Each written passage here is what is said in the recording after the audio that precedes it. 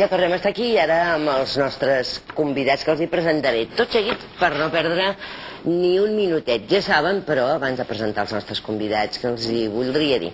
Poden trucar si tenen alguna qüestió a dir, algun comentari a fer, i saben que és el 93 298 01 66, o bé escriure el seu correu electrònic expressant també la seva opinió avui, si toca, tot junt, @c25tv.com.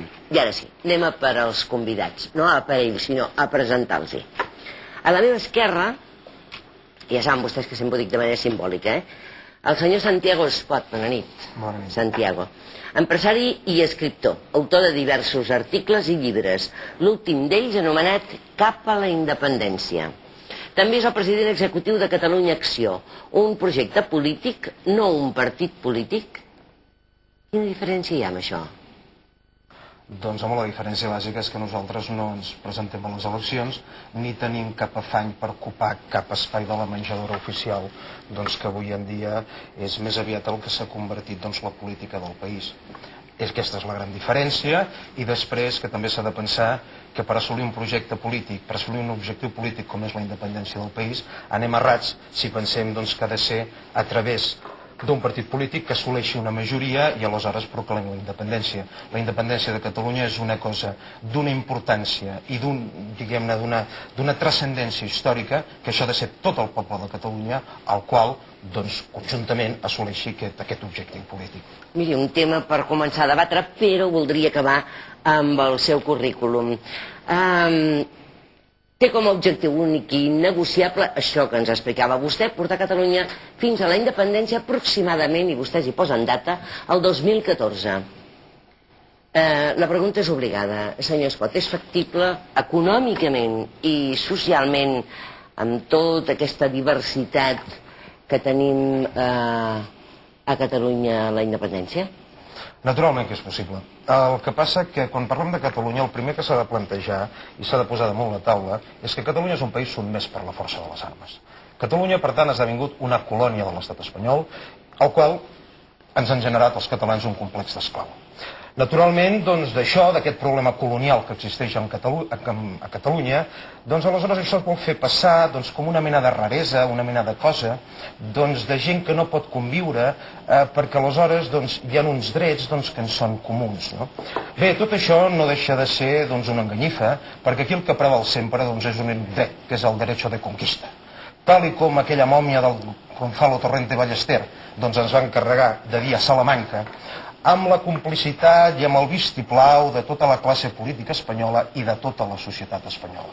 Aleshores, aquest dret de conquesta, unes vegades es fa o es vesteix amb retòrica imperial de tambors i canons, en base de Franco o Millán Estrany, i altres vegades es camufla amb una retòrica d'un universalisme i d'una cosa que tots hem de ser iguals, i això és un discurs que només es pot fer a Catalunya. Perquè si aquest discurs es fes a altres llocs, a les persones que fan aquests discursos, lògicament ningú les prendria en consideració. Però Catalunya, com que segons ens volen fer creure, no és de ningú, Catalunya és de tothom, per tant és que en tothom, Catalunya, aleshores aquí el que està passant és que com que no és de ningú, aquí tothom pot venir, dir la seva, fer el que vulgui, no tenir cap respecte absolutament per res, i esclar, naturalment la cosa ha esdevingut una situació inaguantable en tots els ordres. En matèria econòmica, no cal parlar de l'espoli que pateix el país, en matèria lingüística, la llengua catalana és una llengua que cada dia va perdent més protagonisme en la nostra vida, i així successivament. Per tant, vull dir, totes aquelles defenses que es facin de la unitat de la pàtria són defenses que no tenen cap mena d'idealisme, perquè, en definitiva, al capdavall, tothom el que persegueix és mantenir aquesta menjadora en forma de subvencions, en forma de funcionariados i en forma de totes aquelles coses que han donat a l'imperi espanyol viabilitat durant aquest temps. Em penso que hi ha unes quantes coses que ha dit. Aquí s'organitzarà una polèmica, però esperarem un momentet, perquè a continuació el senyor Espot tenim el senyor Lluís Cabrera. Bona nit, senyor Cabrera. Bona nit. Benvingut a 25 Televisió. Nascut a Arboniel, a Jaén. És un dels membres fundadors de la penya flamenca Enrique Morente de Nou Barris. També és un dels fundadors de l'Ateneu Popular de Nou Barris i del Taller de Músics. Actualment és el president dels altres andalusos. Això em recorda els altres catalans, d'en Candel. Sí. Una entitat formada per gent que nascuda, per exemple, a Granada o Jaén o on sigui, o els pares dels quals van néixer a Andalusia i van venir a viure a Catalunya i que no per aquest motiu deixen de sentir-se i de ser absolutament catalans. Senyor Cabrera, no sigui tan llarg com ha sigut el senyor Espot, que no acabarem de presentar els convidats. Vostè creu que nosaltres aquí a Catalunya es discrimina els espanyols? Discrimina els espanyols? Sí. No, jo crec que no. Quan dic espanyols, vull dir, per exemple, andalusos. Jo no sé, però aquí hi ha una afirmació que diu, de part del professor Antoni Roig, vostès el deuen conèixer, després els presentaré, que va dir que es havia d'anar a fer bolos als barris de la immigració, que són els grans damnificats, i que estan condemnats a ser xarnegos de per vida. Bueno, aquí el que existeix, sí és cert que a Catalunya hi ha unes castes amb cognoms catalans, de socarreu, que es pensen en el dret d'utilitzar a tot aquell que hem arribat de fora i es pensen, de fet, que som inferiors. És a dir, es pensen que nosaltres som inferiors perquè no hem anat a la universitat, perquè no som intel·lectuals, perquè som de Nou Barris o de Llefià o de Sant Roc. Això passa igual si s'és català d'aquests que diu vostè de les... Passa igual, el que no és intel·lectual... Els que pateixen el síndrome de Sant Gervasi són catalans d'entrada, són uns traïdors, la majoria, que són rics de les classes acomodades catalanes i que sempre han tingut el poder.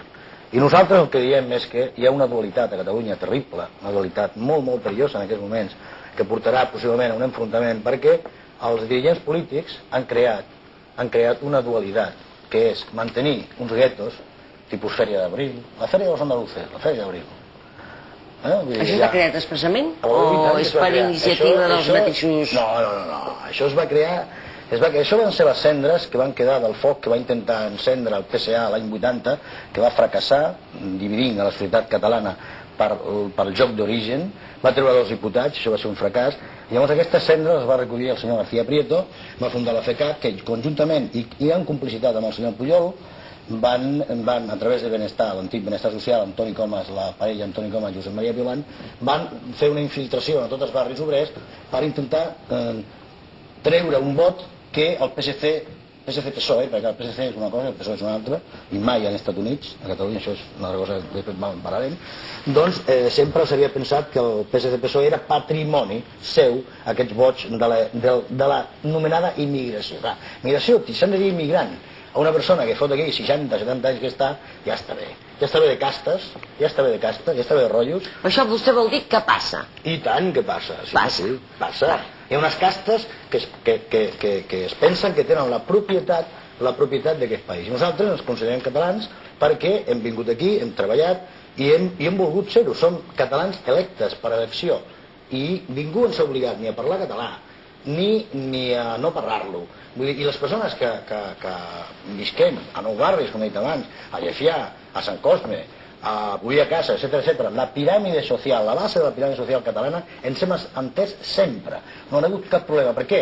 Perquè som gent que som gent de les classes populars catalanes o de les classes populars vingudes d'Andalusia, Extremadura, Galícia, i ens hem entès.